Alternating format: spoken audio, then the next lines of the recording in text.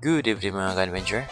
At dito ay kinuha ng aking kasama yung pambot niya para po ay sasakay kami dyan kung saan patungo kami sa aming spot. Kasama pala natin dyan si Bugtong at saka si Jed at syempre yung mayari ng pambot natin. So dito ay nakarating na kami dito sa aming spot area at dito ay nag-prepare kami sa aming kagamitan para sa pag-night dive namin ngayong gabi na ito. At syempre naman po ay kalmado yung dagat natin, malinaw at hindi malubog at maganda ito sa pag-night dive natin ngayong gabi na ito. So sa first dive natin dito ay ito yung una yung nakita natin na napakaraming panak, kaya yung sinunod ko yung isa na ito para tirahin ko ito. So dami-dami na banak dito at ito talaga yung pinuna ko ito malaki-laki na ito na banak nito kasi marami talaga yung banak yung nakita ko sa gabi na ito.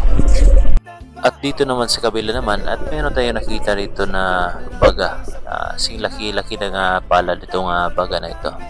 Napakasarap ito sa paksyo ang baga na ito, good size na rin ito mga master. Sa kabila naman dito ay sabay maraming damuhan at meron tayong nakita rito ipos-ipos at kung tawagin naman dito sa amin ay ito yung tinatawag na mame.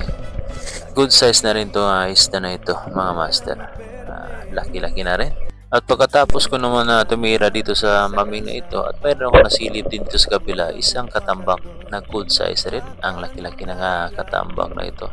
So nasa sulok lang ito ang katambak ko. Ayun, nakita natin at pinana natin agad yan. Dito naman po mga ka-adventure ay may nakita ko isang maliit dito na danggit.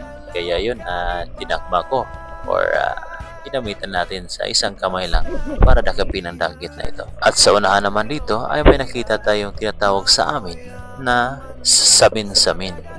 At pag may lawan mo talaga ito sa flashlight mo ay iilaw din itong mga balat dito. At ito pala yung mga huli ng aking kasama na si Bugtong. Ay nahuli siyang talakitok, baga at iba pa na mga isda. So first dive namin dito sa spot area kung saan dito kami ay mamamana. Syempre may huli din dyan si Ramram.